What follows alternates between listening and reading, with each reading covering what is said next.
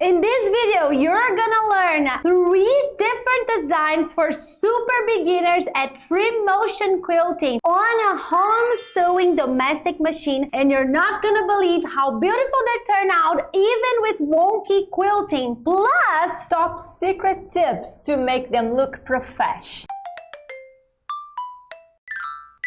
Hi Quilter! Welcome to the free motion quilting crash course by Orbital Quilting, which means Aline and Natasha. So in this course, we are starting from scratch with you for you to learn free motion quilting on your home sewing machine. Today we are doing a super excited, super neat, very surprising, very amazing, super exciting. Have I said super exciting? Yes.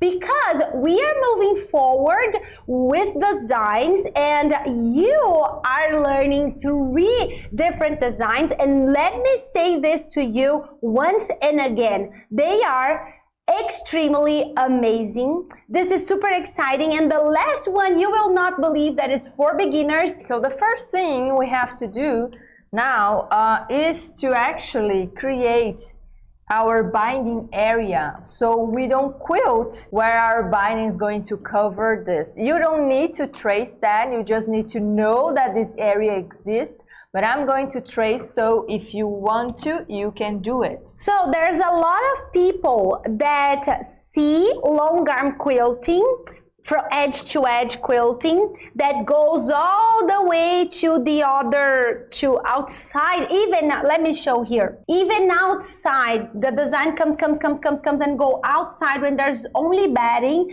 and then come. So that is edge to edge quilting. People have their reason to do that. We don't do that even in edge to edge quilting, but especially in free motion quilting, you don't want to do that because you don't want to cut your quilting in the middle. That will unpick, and you don't want to quilt where the quilt will not be used, it will be wasted. So why would we waste time and thread and emotion and care on something that would be wasted? So that's why we want to mark the binding area so we know exactly where we will quilt and where our quilt is not necessary. Again, if you are more, you can go ahead.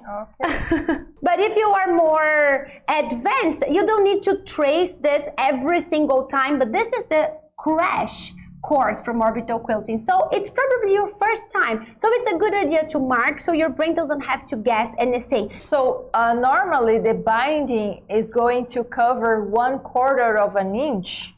Yes. All around your quilt. But right here, so we have a little bit of space to, you know, accommodate some errors or you know, oopsies moments. Yeah. We're going to do this with 3/8 of an inch. So we have an extra area. Plus, you can see here that this is bigger than this 3/8 because I'm putting 3/8 here and 3/8 here with my ruler, and then any kind of a belly curved fabric that I have here is going to be compensated on that. So I'm just going to put 3/8 here, 3/8 here, and trace that. Of course, I'm using a erasable marker that is going to come out after I wash this, or just pour some water. Not necessarily wash it. And in this class, we are going to quilt all the 3 squares. Oh yeah. So Natasha is marking the 3 squares completely because it's faster and easier that way for everyone, because we are already tracing according to the whole quilt. And now you're going to look at the square, and this is a fairly big square. We have 7 1/4 inch here of, you know, usable quiltable area, and this is a big square for us to do anything that is fancier to the eyes, not to your skills. The skills, as already said, are easy to do, but that looks better than just a filler. So this is a big square to manage when we are quilting on our machine. So because you have this giant thing to put on your machine, and many times you don't even have this much space on your machine. That is why we have here the first amazing, super incredible, super nice, and super usable tip for beginners. That is, okay, you could have a whole quilt with this, let's say 7 inches or even bigger, and that is okay, but you are going to look at the square and say, oh yeah, this is too big, this is too big. So what I'm going to do, I'm going to slice this, because you are not going to eat one pizza at the whole. You're going to slice that and eat each piece, slice of pizza, until maybe, if you want, you will eat the whole pizza, right? But you're not going to grab the whole disc and put just one bite, each in one bite. Exactly. Yeah. You're going to slice that. So this is what we're going to do here. For this square, we are dividing this in half. So if I have 7 1/4, I'm going 3 5/8. If I'm so this is obviously roughly at the middle. Yeah. It doesn't have to be super precise. We are just giving you measurements because you are following along in the course from the start. But the tip is this: if you have a big square, a big triangle, a big anything, slice that in the middle, and then if it's still too big, slice in the middle again. So this is a golden tip actually. So for the first design we're going to have in this video, I am going to make the famous, the amazing, the incredible high tension design that actually we already did here in a way, because the high tension design consists on doing a straight-ish diagonal line going up and down and up and down and up and down. So the high tension design has a lot of variations. Yeah. For Halloween, we do like teeth with very variegated sizes of straight lines. But in this particular design, we want you to stretch your comfort zone. So right here in the first design you've quilted, you already quilted different sizes of straight lines. So now we are looking for the skill of consistency. This is one of the exercises we actually do on our program, the Free Motion Quilting Domination program. Yeah. So consistency is a very beautiful skill. It's a skill that we actually need to develop to do free motion quilting. And this will be a great way for you to develop, because if it's wonky at the beginning, which is normal and expected, it will be wonkily patternized, standardized in wonkiness. And because of the way we treated this design here,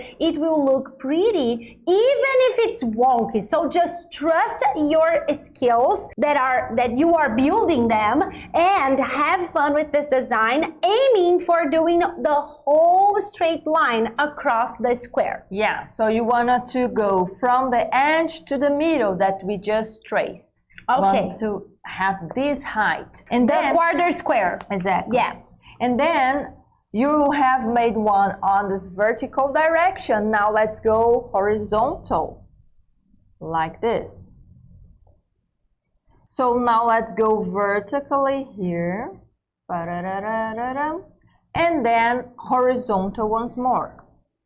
Now you can see that the goal here is to do your, let's say, triangle or teeth if you want, the whole height of the square you have, and to alternate vertical, horizontal, vertical, horizontal. So you have this kind of feeling here. And because this movement is very clear to the brain, even if you have wonky straight lines, it will not matter because the rhythm of the design and the motion itself of the design will be a pattern easily recognizable to the brain, so it will look beautiful even if your straight lines are not super straight, which is expected. So have fun with this design. Let's hop on the machine to see it in thread. And now all I have to do is move this machine,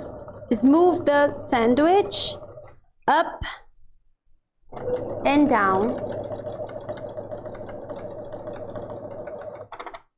until I have the quarter square all quilted.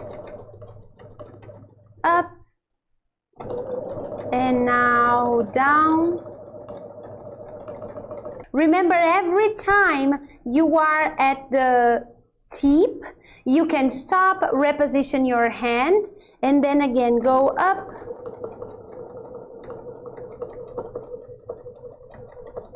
Stop and then down. So everything you've learned on our previous design is now useful and more organized.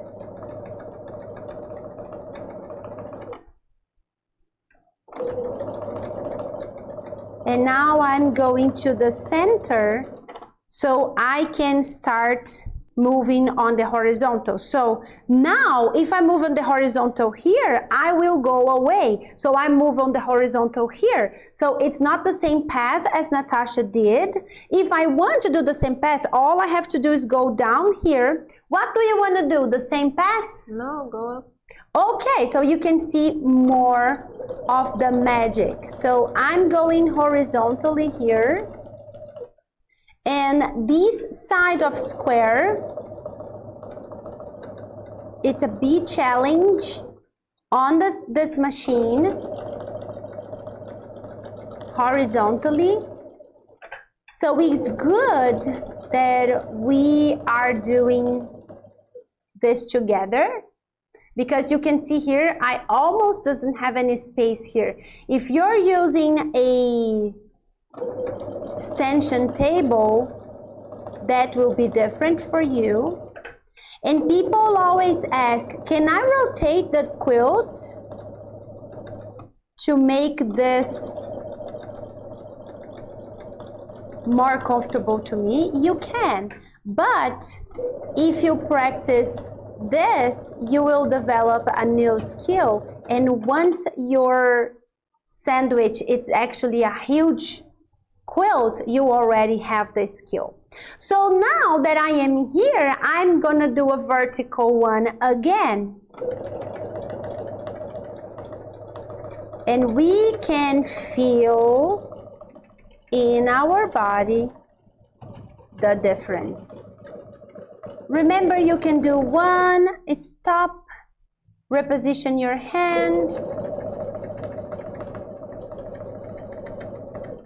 stop, reposition your hand. Our goal is to occupy the whole quarter square, but it's not that is set on stone, okay? Just remember to have fun, flow in your own rhythm. And then right here, I will move to the last one. So you saw one path on Natasha's board practice, which you will do on a paper.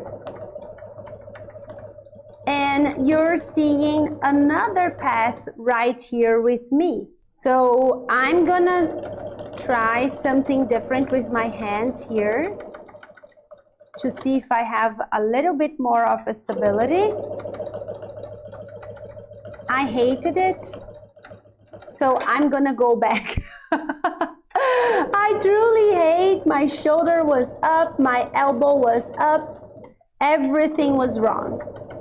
So it's good to experiment, but we don't have to keep that way. So my hand is much more comfortable like this. And now we are going to the last movement over here. Now you can see that this is straightish, as I said, because in free motion, a straight line 99.9% of the times will be straightish. And that's okay, because the thing is, you have strategies to deal with that. And in this case, if you don't believe this could make the high tension design, could make a very neat design that can enhance the piecing all the times, just look at the examples I'm showing you here, because I am the biggest fan of high tension design, and I think that it fits so much quilts. It simply looks gorgeous and increases and helps emphasize other designs as well as the areas of the piecing. So it's really a good design for you to have, and so easy that really, honestly, why not, right? So this is the high tension design, our first design for this incredible class on the free motion crash course. I just want you to remember that on the link in the description you will find the downloadable PDFs to this whole course. All 9 classes are there as well for you to watch them and ask questions if you have them. Now let's go to the next one, right? Now we're going to the second design of this class, and I'm positioning it just like you're seeing. I have this square already quilted, and now I'm moving to the upper square right here. And the one we're going to do is the wave design. So this wave are going to be made with arcs. And right here, what I want you to do is to let go of consistency or the need of perfection in some way, because we are intentionally making different arcs. So I'll explain. We're going to start here and make some arc, medium, small size and medium fluffiness, and then we can make one that is a little bit wider and less fluffy, so skinnier, and then the next one can be a little bit taller, and we are going to play with these different arcs without worrying if they are the same, because that is not the goal. The goal is to play with different arcs. And then once I reach the edge of my square, I'm going to make another one going up, and then once more I'm coming down. I don't need to touch this next arc. Doesn't need to touch the first one? Yeah, we're treating this almost like rows, so you don't need to touch the first row, the previous one, and then you can just continue playing with these different arcs. You make some really taller, some really long, and those they will give us the feeling of waves, like in a beautiful ocean. And also clouds. For me, yeah, they really look like beautiful clouds at a video game set. Yeah, not realistic ones. Yeah. So you are going to have fun with very different arcs, and please do this on paper or Orbital Board if you have one before going to the machine. I'm starting right in the corner just for fun, but you don't have to start right there. Start any place you want. This is your fun quilt sandwich. So now I'm gonna do one arc. So to do one arc, we move towards vertical and horizontal at the same time. So I will start the machine, and then I will start a motion bringing the sandwich towards me, then horizontally to my right with the sewing, and then pull the sandwich away from me to come back with the sewing.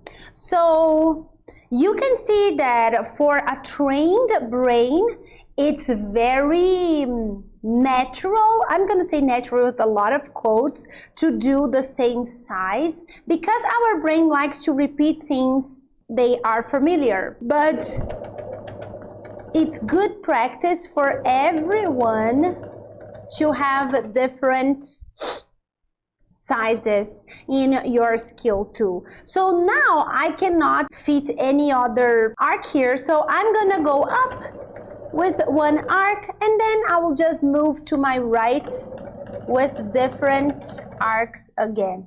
So one like this, one taller as you can see here, and then one even taller and smaller, and then a kind of a medium one like this. And now arc up so we can move, and then one skinny, one big. I like to use the verbalization technique, so we have lots of information to help our brain. Up, and then smaller, and then smaller, and then very tall, and again not a lot of space, so up, and my last one. So this will not be my last one because I have some space here, so I will just gonna come down so I can fit one more row here. Awesome. So now I'm gonna do a big one here. I'm just having fun. If you have to stop at the middle of an arc, you absolutely can. Don't be afraid, just have fun. And now I will stop right here. Now check how cute those waves are. Super cute. If you have flowers, any kind of flower, any kind of ornament, this design will look very pretty in your quilt. So it's already just like the high tension, that just like all the designs we did actually. It's super useful and it's more fluffy and open than the first one we did. So it's a good design. And now we're coming to our third amazing 5-star design. Yay! You can see that we have divided in half just like we did on the blue science square. So now our giant one square is now 4 manageable little squares. Awesome. So we're going to start at the center of the square, and we're going to go around our little square with 2 arcs like this. So one coming towards the center of the smaller square and another one touching the corner. So from corner to center, from center to corner, and repeat this. So right here when we're going to the middle to create 2 arcs, you don't have to touch the center, so it's just middle and point, and leave this area open, so you could do the surprise that we have at the end. Before the surprise, because of course we have to have a mystery here, and then we're going to repeat this on the other 3. So to middle, to corner, to middle, to corner, to middle, to corner, to middle, to corner. Middle, corner, middle, corner, middle, corner, middle, corner. And again, middle, corner, middle, corner, middle, corner, middle, corner. And of course, you are seeing our design. And remember that I said that our brain is trained to do things symmetrically and the same size. So you will look at our design and say, oh my God, mine, it's not like that. I don't have a perfect cross with diamonds and this beautiful flower going around, and we are counting on that. Yeah, we are teaching this class for super duper beginners. Yeah. So we are counting that your, let's call this flowers, will be kind of wonky, and we've designed this surprise to take care of that and give your design the neat finishing that you are looking for, that you want to look at this and say, oh, this is beautiful, even though if it's wonky. So to prove this to you, I'm gonna do my best to do very wonky. And for me, wonky means fast. So I cannot concentrate too much. So I'm gonna do my best to have them kind of wonky, and I think I'm nailing it. Okay, they look cute for me, but they are very wonky. And this is very common, even though you already practiced arcs with us in this very free course that we are giving to you. It's very common that once you're trying to do inconsistent one, your brains want to do the consistent ones, and then you want to make everyone the same, and your brain all of a sudden say, oh, I don't know how to do that. So this is very common. So let's get your wonky little flowers and now transform them into a beautiful big flower. So starting from the center again, you're gonna do one arc.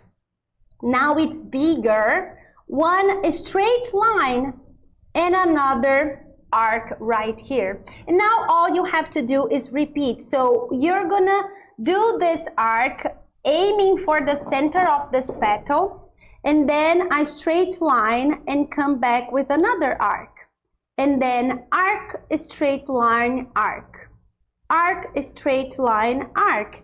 And you can see that now, even though they are wonky, and they are wonky too, we have a much more neat design because we have a focal point that is clear to the brain, and then we have the same information, even though it's not 100% symmetrical, they are the same information.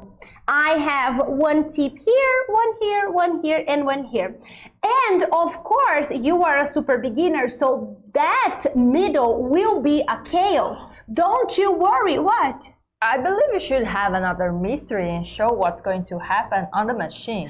Okay, so let's have lots of surprises today. Yes. Okay. All right. So now I'm gonna start my first flower in the upper left square, and I cannot see anything, so they will be wonky for sure, as you can see here.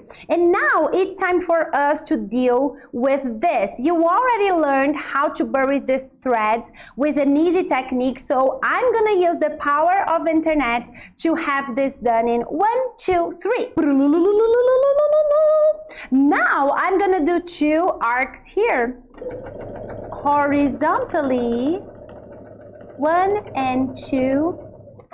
Remember, you can always do one arc and stop and do the other one. So these arcs are quite skinny, very easy, very similar to the straight lines that we've just did. So now I'm moving to the other square on my upper quadrant here. So instead of doing the quilting on the vertical here right behind my foot, I'm gonna move horizontally, so I don't have the problem that I did when I did my first but one. Now you will. Yeah, I will have it anyway. So the foot is in front of your view. You can position your chair diagonally. Yeah, that's really helpful.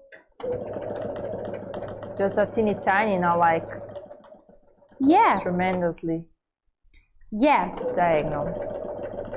So an arc and then another one, and do another one, and another one to the corner, and one, and stop, and two. And now I will come back, one, and two. And now we'll go to the last quadrant, one, and two, and one, horizontal, and two, and vertical, one, and two, and the last one, horizontal. Oh dear. Now we are doing our little center for the flowers, so I'm gonna move to this one, aiming to the center of this petal, arc, arc, arc, arc, arc, aiming to the center, a straight line, or we will call it that way, and then arc again to the tip. And now I'm moving to this square, so arc, arc, arc, arc, arc, arc, arc, a straight line, the best we can do today, and then arc again to the other area. Now I'm moving to this upper left square, so arc, aiming to the center of my petal, straight line, the other petal, and then arc again. And now here, arc, straight line, and arc again. So as you can see, ta-da! As you can see very clearly now, we have some kind of offsetting on the encounters here. So for me particularly, this is not a problem as it is. I know that a lot of beginners will have a much more chaotic and busy center here, but your thread will be blending your fabric. Your fabric is printed, so you don't have to worry about that. But I know our beginners. Here comes the magic that you're waiting for. What the heck are you going to do with that mess? Well, as Aline said, you can just leave it like that, especially if your thread is blending on your fabric, but there's another option if you want to go there. Here we go. I am reaching the center here, and all I'm gonna do is just quilt some circles to tie together that mess. That's it. I did very few circles, and I want to show you how cute this looks with this thread sketching effect right here. And now all we have to do is bury this thread and enjoy our beautiful, neat, and pleasant to the brain design. Now when you look at the design like this, and you have to think about this is the first sandwich of a person, and it is wonky as you can see, but still the effect is so amazing. That is what means to learn free motion quilting with neuroscience. Based on, so it's not just tips and hints, it's a progression that you get to see evolving into skills in your brain, so you don't have to guess and you don't have to copy designs. You actually can see how the bricks go together to build the walls of your skills. Exactly, and you don't even have to sweat to earn those skills and then master, no, not master, but truly on free motion quilting. And from body. brain to body, exactly, exactly. So I really love this. Remember, you have PDFs and quick guides to download for free, and we'll see you on the flip side for the next lesson. Yay!